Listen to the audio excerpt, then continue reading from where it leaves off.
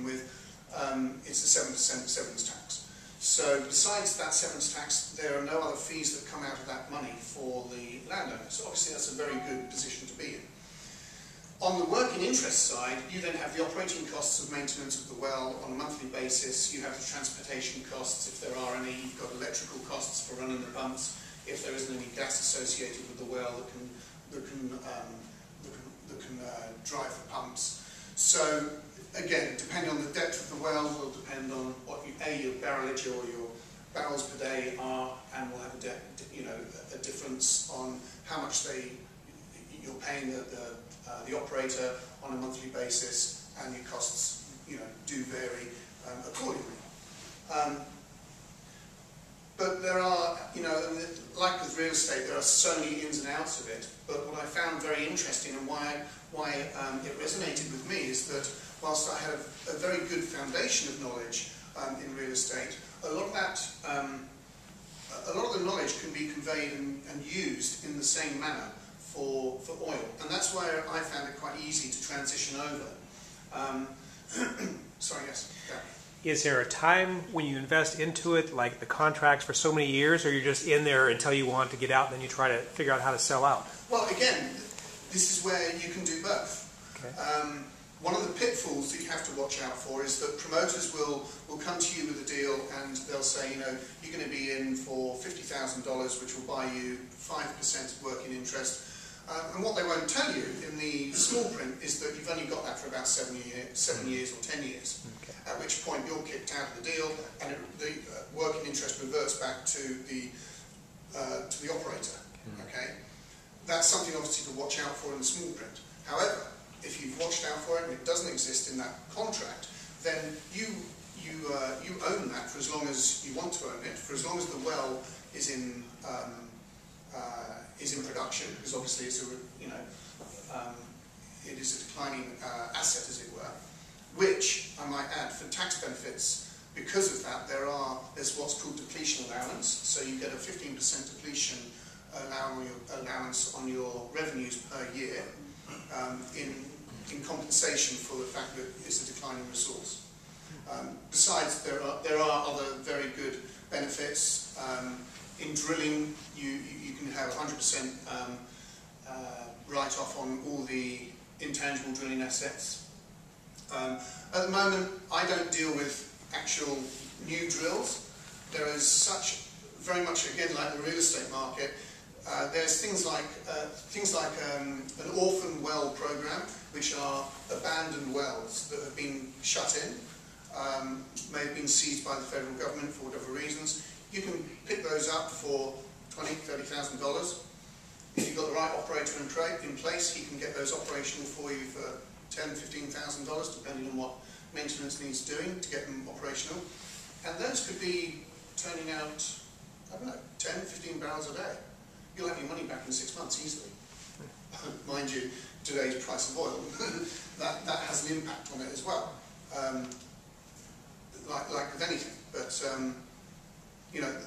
those kind of deals are the ones that I'm looking at. I now have a network of 3 or 4 different operators that I work with who they have different types of deals available. Some will sell a completely operational oil well for their own different reasons. They need to raise finance for other drill programs perhaps, but they'll sell a whole well for about maybe $250,000 to $300,000. You'll make money back in 2-3 years on those kind of things. That's called a marginal well. They're producing less than 10 barrels a day.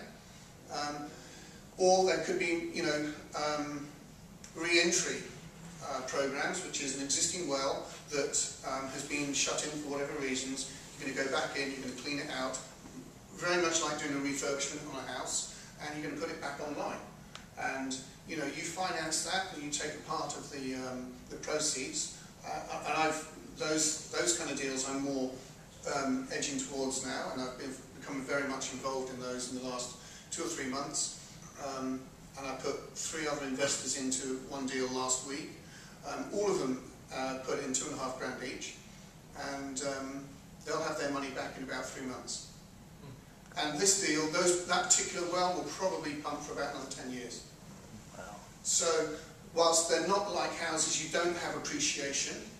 They're not there forever, but your returns are far quicker, far greater. And yes, you can still sell them on. They're bequeathable. They're transferred to you through title, in the same manner as a house or piece of land is. It's all found at the county courts, all notarized and so on and so forth. So, whilst I thought I was taking on a big